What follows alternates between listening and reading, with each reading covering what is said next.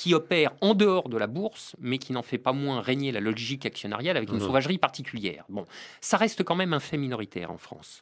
L'essentiel du tissu productif trouve à se financer hors de la bourse. Le plus drôle, c'est que même les principales entreprises, celles du CAC 40, lorsqu'il est question de se financer, ne vont pas tellement à la bourse. Pour une raison extrêmement simple d'ailleurs, c'est que aller à la bourse pour se financer, c'est émettre des actions. Mais émettre des actions dans le langage de la finance, ça a ce qu'on appelle des propriétés dilutives. Ça accroît le nombre des actions en circulation. Et par conséquent, ça diminue mécaniquement le profit par action. Donc ça exerce des pressions à la baisse sur le cours boursier. Et ça, les actionnaires n'aiment pas. Donc vous voyez cette logique bizarre du capitalisme actionnarial qui oblige les entreprises à passer par la bourse, mais pour leur interdire de lever des capitaux parce que ça, à la fin des fins, ça a des effets de dépression du cours boursier. Donc c'est assez drôle. Moyennant quoi, les entreprises du CAC 40, lorsqu'elles veulent lever des fonds, procèdent autrement que par émission d'actions pour l'essentiel. D'abord, elles vont sur les marchés obligataires, c'est-à-dire qu'elles procèdent avec des instruments de dette. Et puis alors, toute honte bue, elles vont à la banque, comme tout le monde. Frédéric, est-ce que d'autres économistes que notre Frédéric ont déjà imaginé ça, de faire fermer les bourses, ou ça vous est passé par l'esprit un matin en vous réveillant? C'est ça, une élucubration lordonesque, purement idiosyncratique. Je ne sais pas. Écoutez, je ne peux pas imaginer d'être le seul à avoir eu cette idée bête, mais je n'ai pas de nom à vous donner. Il faudra chercher. Parce que quand on entend les commentaires boursiers sur nos radios, etc., on a toujours l'impression quand même que, à entendre la voix de nos confrères, que quand la bourse monte, eh ben, ça va mieux pour nous. Bien sûr, on se dit, il y a des gens à qui ça rapporte, d'épouvantables actionnaires, etc. Mais enfin, c'est bon pour l'activité, ça fait de la croissance. Donc on se dit, quand la bourse va, tout va. Oui, et c'est précisément cette idée-là que j'avais à cœur de défaire. Vous voyez, dès qu'on commence à émettre une idée de ce style, on se retrouve immédiatement confronté à une objection, mais qu'on voit venir à 1 kilomètre à la ronde comme un 38 tonnes. C'est vous voulez soit faire le slam, soit fermer la bourse. Mais vous n'y pensez pas, mon bon monsieur, les capitaux vont s'enfuir. Alors, je signale par parenthèse ce trait caractéristique de la rhétorique néolibérale. Cet argument-là a une revendication universelle. Vous voulez, dans le discours néolibéral, la fuite des capitaux, c'est l'équivalent du sirotifon. C'est le truc qui a réponse à tout. Bon. Si petite soit la tentative d'en secouer un peu le joug, la réponse est toujours la même. Vous n'y pensez pas, le divin capital va partir. Moi, j'ai l'impression que ceux qui tiennent ce discours ne se rendent pas compte, à la fin des fins, l'effet que ça finit par produire. Parce que ne protestez pas, ne bougez pas, ne mouffetez pas, sinon le capital va partir. Je dis que ceci est l'énoncé d'une prise d'otage. Mais alors d'une gigantesque prise d'otage. Je veux dire, c'est pas 2 cadres dirigeants séquestrés une nuit avec des sandwichs et une couverture en laine. C'est la prise d'otage du capital, qui déclare sans hésiter, si vous ne déférez pas à toutes mes exigences, je me barre et je vous laisse en plan. Alors c'est quand même extraordinaire, c'est la prise d'otage du capital. Nous sommes pris en otage, je veux dire, il faut appeler le GIGN. Je veux dire, Bon, sauf que les Pandores déguisés en Robocop ne vont pas venir, vraisemblablement. Donc, qu'est-ce qui nous reste comme idée? C'est que le GIGN, c'est nous, quoi. Voilà, c'est nous qui allons nous sortir de ça. Alors je sais bien que c'est un monde un peu fantasmé.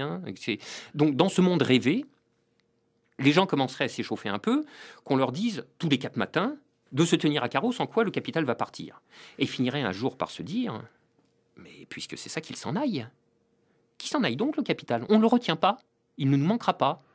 Peut-être même qu'on parviendra à faire 100. Voilà. Alors, ça, c'est déjà pas mal de se dire un truc comme ça. Les signes de résistance, ça veut dire que tout n'est pas mort, quoi. Il reste un peu de vitalité. Bon. Alors, et en même temps, ça ne peut pas suffire. Parce que se débarrasser du capital, donc l'idée est belle, mais est-ce qu'elle peut être autre chose qu'une idée creuse? Alors moi, je crois que oui. Je crois que oui, mais à la condition de la retravailler un peu. Et dans ce cas-là, on pourrait avoir le meilleur des deux mondes, si vous voulez. C'est-à-dire, on pourrait avoir une idée simple et qui claque politiquement, s'émanciper du capital. Mais par ailleurs, qui serait analytiquement articulé pour que ça ne soit pas juste un slogan avec lequel on se fait plaisir et derrière lequel il n'y aurait pas grand-chose. Bon. Donc c'est ça, effectivement, le but de l'article, et c'est de ça dont je voudrais parler maintenant. Parce que se débarrasser du capital, ça peut vouloir dire plein de choses. Qu'est-ce que ça veut dire, le capital? Gros concept, je veux dire. Alors, ça peut vouloir dire des choses différentes et qui engagent des intensités de transformation sociale différentes. Dans un premier temps, le capital, ça peut être le capital actionnarial, donc sous sa forme boursière. Et donc, j'en reviens à la grosse objection anti-slam et anti-tout. Rappelez-nous un peu ce que c'est le slam. Faites-nous une note en bas de page. C'est vrai. Alors, une note en bas de page. En gros, lorsque je me suis mis à réfléchir aux moyens d'en finir avec les abus du capital actionnarial, la première idée qui m'était venue était la suivante, c'est que il s'agissait en gros de trouver un moyen pour cisailler à la base toutes les incitations qui sont en provenance des actionnaires pour pressurer toujours davantage les entreprises et les salariés. C'est-à-dire pour que la courbe du rendement des capitaux dont je parlais tout à l'heure continue de s'élever, je veux dire, sans fin, quoi. Alors, l'idée du slam, c'est un impôt, mais un impôt d'un genre un peu particulier. C'est pas comme une taxe Tobin. Une taxe Tobin, c'est ce que j'appellerais une taxe sèche. Le slam, c'est un impôt décapitatoire. C'est-à-dire ça fonctionne sur le mode de la guillotine. Bon. Alors, l'idée du slam, c'est que ça consiste à fixer pour chaque entreprise cotée un niveau réglementaire maximum de rentabilité autorisé pour les actionnaires. Voilà. Et tout ce qui dépasse fait l'objet d'un prélèvement confiscatoire intégral. Et le but de la manœuvre, c'est de ramener la rentabilité des capitaux propres vers des niveaux dont elle n'aurait jamais dû s'éloigner. Parce que qu'est-ce que c'est la rémunération normale du capital? Mais dixit les manuels de sciences économiques, les plus réglementaires, c'est le taux d'intérêt. Le taux d'intérêt avant la crise, qu'est-ce que c'était? C'était 3, 4, 5%. Bon. On rajoute une prime de risque spécifique à l'entreprise, ça nous fait quelques petits pourcents en plus. Donc tout ça veut dire que l'un dans l'autre, la rémunération normale du capital, c'est entre 6 et 9%, pas davantage. Bon. Si jamais on s'aperçoit que les actionnaires, eux, se sont servis un bon 20%, le slam prélève toute la différence. Le slam découpe au-dessus du plafond et capte tout l'excès. Et alors là, si vous voulez, le message est clair pour les actionnaires. Vous pouvez toujours vous esquinter à pressurer l'entreprise pour qu'elle vous sorte du 20, puis du 25, et puis pourquoi pas du 30% tant qu'on y est. N'espérez même pas. C'est l'État qui vous le prendra. Donc le slam, c'est un processus de dépression